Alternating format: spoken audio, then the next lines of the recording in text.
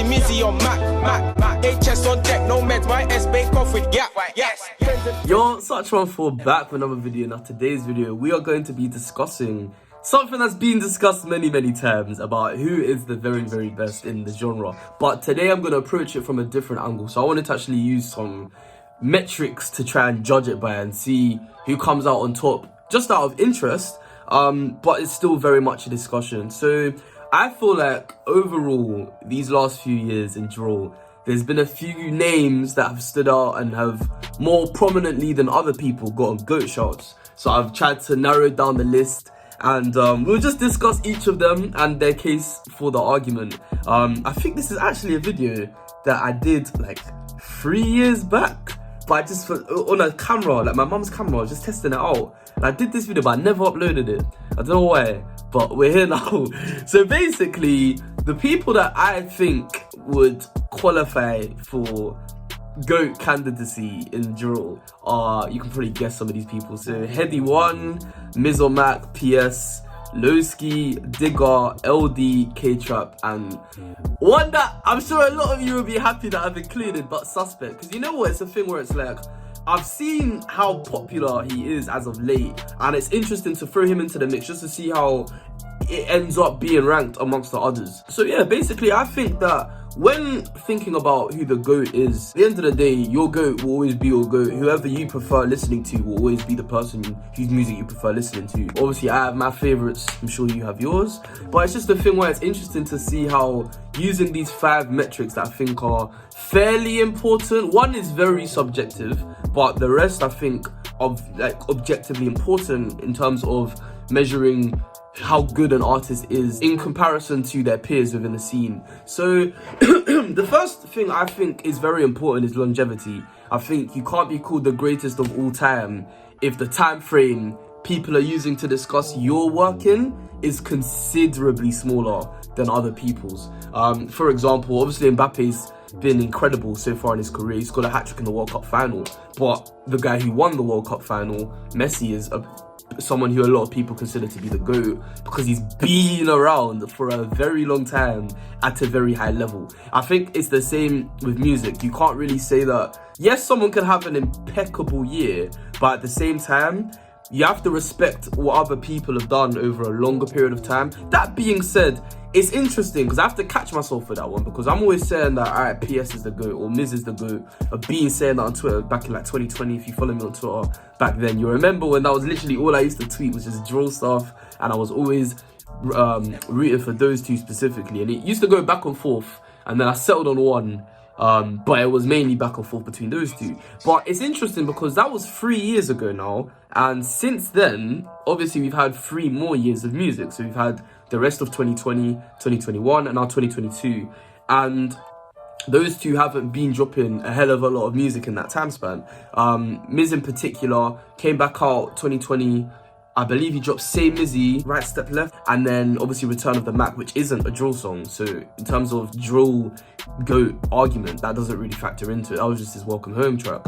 And it's a thing where, so that's Miz's argument. But obviously PS has been dropping a bit more music, more sporadically. Obviously he dropped, there was Bruce Willis, he's dropped a lot of music. The No Mining, the Kenny All-Star General's Corner, Petrol Station of Quang. Like, he has dropped a fair amount of music.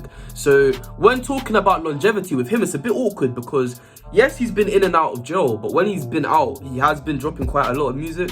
That being said, there are some artists who have had a cleaner run of just year after year, a lot of music. That's one thing that I've personally been frustrated with as a PS fan, as you know.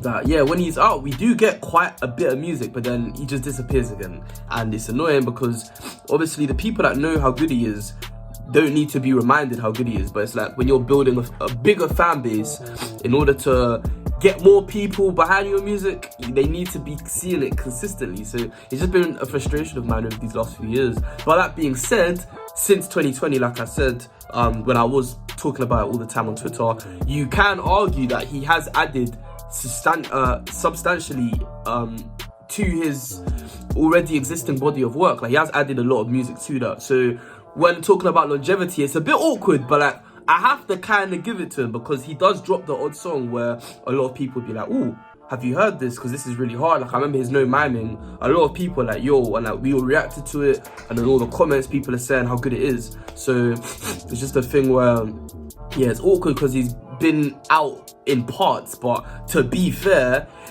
yeah, when it comes to longevity, I kind of gotta give it to P. But then, yeah, with Miz, it's a thing where I'm unable to extend that to him. So naturally, another interesting artist to talk about longevity with is Suspect, because he's only been around for the last couple of years, really.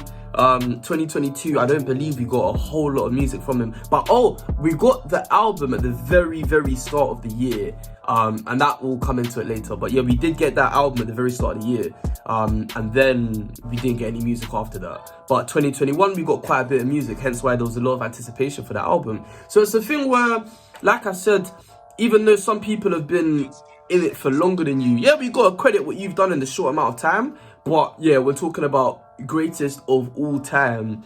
If your time is this little bit of time and other people have a longer bit of time, then and it's arguable who's producing the better quality of music during each of their time, you've probably got to give it to the person who's had a longer bit of time. So yeah, when I ranked all of these things, yeah, Suspect did come out at the bottom, but that's mainly because a lot of people had more points in the longevity column than he did. So there's longevity, there's also talent, which is very subjective. All of these artists really and truly can score a 5 in the talent column. There's a reason that they all get GOAT shouts all the time. So yeah, talent wise, it's a thing where there's not really much to talk about. These are the very best artists to ever make drill music, in my opinion. So talent, we don't really need to dwell on that one there. Wordplay, again, that's something where I feel like it just depends on what you like to hear, if you value it, if you don't. But obviously, as someone who reacts to music, I am mainly listening out for the wordplay. That is something I value, otherwise I wouldn't be able to talk about it. Like, otherwise there'd be no point in this channel, because I'd just be sat there bopping my head to the music. But yeah, that being said, I think it is important to factor that in, because it shows how, as well as talent, because talent isn't just the lyrical content, but obviously their ability to actually rap and how nice it sounds when they do so. But wordplay needs to factor into that. I think wordplay and talent can go hand in hand. Obviously, if you're talented with what you write, that deserves being credited. But at the same time, if you don't really put much value on that, I can't really get onto you for that. That's just the music you like to listen to. At the end of the day, it is drill music. There are other genres of rap where the lyrical content is much more of the focus. However, drill music is just more about painting the narrative of the life. So that's something where if someone wasn't to put much emphasis on that, I wouldn't really get onto them for it.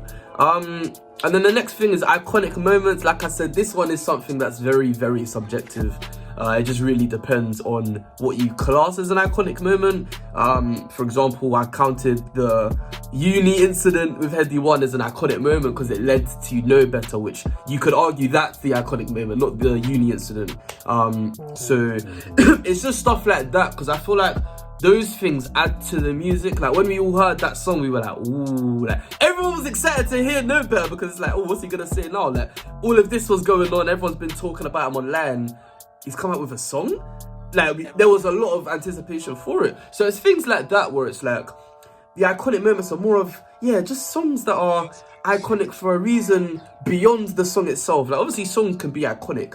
So you could argue Caught in the Rain is an iconic song. It's only been a year, but a year is a long amount of time. A lot of things can happen in a year. So for a year to pass and a song to still maintain its like quality, like for it to still seem as good as it was when you first heard it, because I'm not gonna lie, like for all the things that you've heard me say about Sus, that's the one song where I don't give him any sort of hassle. Like that was a genuinely perfect song. Like that song was just hard, and whenever I listen to it, like it's very hard to not get gassed to it, and it's like drill music is supposed to get you gassed.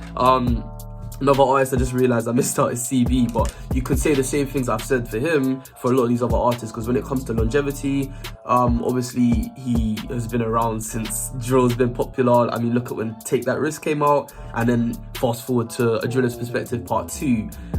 So yeah, I think for a lot of these artists, obviously I've said Heady, Miz, PS, Lowski, Digger, LD, K-Trap and Sus, and CB. I think only really Miz and Suspect rank low on the longevity side. The others have been around more or less from 2016 to now. So in that column they rank quite highly.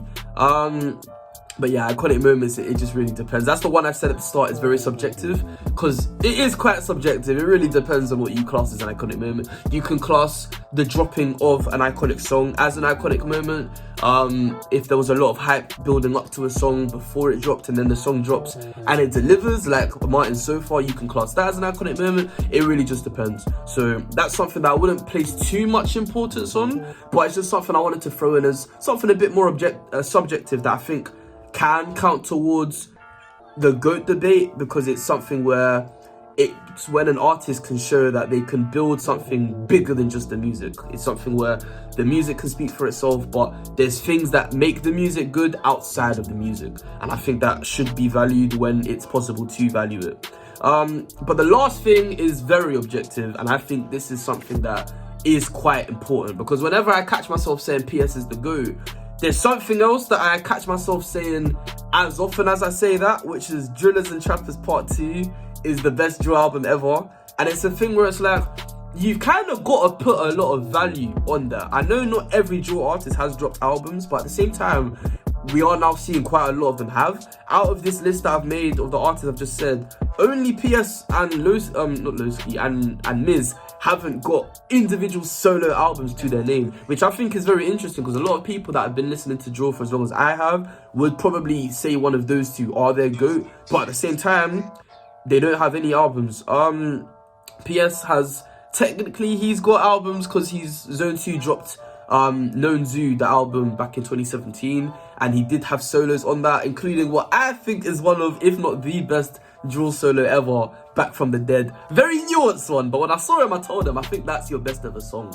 A lot of people don't really know of it, because like I said, it wasn't an individual album, it was more of a group album, so there were some individual songs from some people and others where it was mainly the group as a whole. But because it wasn't a solo album, there wasn't as much focus on that song, so that's one song that's really gone under the radar, but like I said, it's a very, very good song. That being said, I do think that, yeah, at the end of the day, we ought to put a lot of value on albums. It's not easy to build a whole album from start to finish. It takes a lot of work, takes a lot of focus, a lot of dedication, and I think that should really be valued when talking about the GOAT debate, because it's like, as an artist, dropping albums is a pretty fundamental skill to have. It's like being a striker that can't score penalties at the end of the day. It's something that people are going to expect of you to be able to do, and if you don't do it, they are well within their rights to complain, because it's like, my sister's favorite artist is Travis, and it's like his last album was Astroworld, and whilst it's a very good album, 5 years without another one, people are going to start complaining. So I think it's only right that within the drill sphere, that's something that we do talk about. That being said, yeah, like I said, all the artists on this list that I listed, so just a reminder: Heady One, Mizomac, PS, Lowski, Digger, LD, K-Trap, Suspect, and CB. Out of all of those, only PS and Miz don't have albums. That being said, of the people that do have albums, the ones that I would rate in like the upper echelon of drill albums, like I said, Heady's got a handful at this point. Obviously Drillers and Trappers 2, I would consider that the best album ever. I wouldn't really argue for too long with someone who was to say that A Driller's Perspective was, only because it's a thing where with DXT2, when that album dropped, we didn't have any of those songs out besides Matchday. That was the only one, and that didn't even end up being anywhere near my top 3, top 5 on the album. Like, it was a very good song, and that says a lot about the album. I think Fashion, Turn, Mob Ties, like, these are some of the best drill songs you've ever seen, I can't lie. Especially Turn, that one with Unknown T and V9 and the ad-libs, not much more needs to really be said. I mean, you can see how gassed I'm getting just talking about it. It's a thing where that one, Fashion, those are like as good as drill music gets. So for them to all be on the same album is insane. However, with A Driller's Perspective, it was an album that had a lot of already established and very highly rated songs on it. Take That Risk was on it, Talk On My Name was on it, and it's like, you can't really argue too long with an album like that. Also The Things, which was actually out for like a year before the album was out. I had heard that before the album dropped. But I remember I talked to him on Twitter one time about which song is the best song ever. Is it Take That Risk or The Things? and he said the things. I think I said take that risk, but it's like I'm not gonna argue for too long about that with someone that has a different opinion on it. Like, they're both 10 out of 10 drill songs, virtually as good as it gets. It's really just down to preference of style, of how the song is structured. But like I said, it's a thing where those are probably the two that I would say are the very, very best. And then obviously the rest of these artists have albums that are very, very good. Like Diggity, Double Tap Diaries, I think is a very good album, like very, very good. And that kind of leads into another discussion that I'm gonna have on another day, which is, when did Drill's prime end? Because you can hear the albums I'm talking about: DXT2, A Driller's Perspective, Double Tap Diaries, and it's like these all dropped 2019. So we'll get onto that topic another day, because I think that 2019 is a year that a lot of people say drill was no longer at its peak, but I think that's a conversation to be had another day. However, on today's topic, I think that it is worth appreciating the artists that have dropped albums and the albums they have dropped, and I think a lot of weight needs to be placed on those, because like I said, it's not easy to drop an album. So also Lowski had that album with a long name, it was like a drill story, and that was very, very good. Captain Hook from the album is one of my very favorite songs, very favorite beats ever. The M1 beat on that was nuts. The 808s were disgusting, and I think Lowski really did his thing on that. Teddy Buckshot 2 as well. Like, there were some really, really good songs on that album. The one with Bando and Double L's as well. I heard that the other day, and I was taken by surprise again at just how good those lot were in their prime. Those are two artists as well that even SJ could have featured in this video, but it's like, yeah, like, and it's a thing where, yeah, even SJ has an album with Earth B, so it really just depends on who you think is the GOAT, because there's a lot of people that they have a very decent claim to the title. I'm even surprised that I forgot SJ, but I think the very first video in this series was about how he deserves to be in the GOAT debate. And yeah, to briefly put him into this video, it's a thing where, like, yeah, longevity, again with him, it was more or less 1 or 2 years. 2018, the very end, Bad Be on the Niz dropped 2018, and then obviously they took over 2019. Wordplay again, SJ, it was crazy. Iconic moments, again, it really just depends on what you think is an iconic moment, because Ambush, I would say, for me, that was an iconic moment. That was the day I clocked onto them, and I think it was the same with a lot of people. And I don't think we've seen the drill song take over that quick in such a small amount of time. Contrary to that, it's interesting with K-Trap, like I said, again, this will be talked about on another day, but Warm, I haven't seen a song do that recently in drill. That was insane for me, and I think, yeah, that, would you class that as an iconic moment? It just depends on what you think it is, because that wasn't necessarily a moment, that was more drawn out over a longer period of time, where you go to the club right now, you're expecting to hear that. Not every drill song has that element to it where, like, it's really being played all the time wherever you go. So yeah, I mean, overall, there's not really a conclusion to this video. It's more of just a discussion for me to have and for you to continue in the comments amongst yourselves. But I just think it's interesting to think about it when you put value on these 5 things, just how it ends up looking in terms of who comes out on top.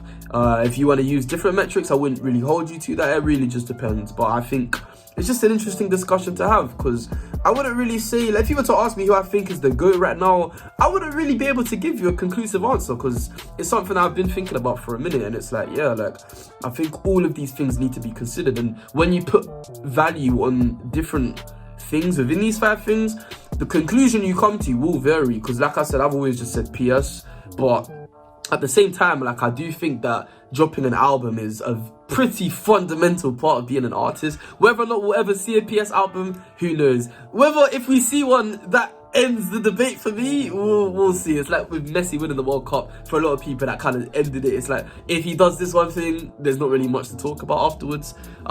So whether or not it will be that, who knows? But this is just something I wanted to talk about. I had this one in the notes section for a minute, and I wanted to just get a video out for you guys to talk about it in the comments below. But for now, I've been Sachi14. Thank you very much for watching. Leave a like if you've enjoyed it. Subscribe if you're new, and I'll be back again soon.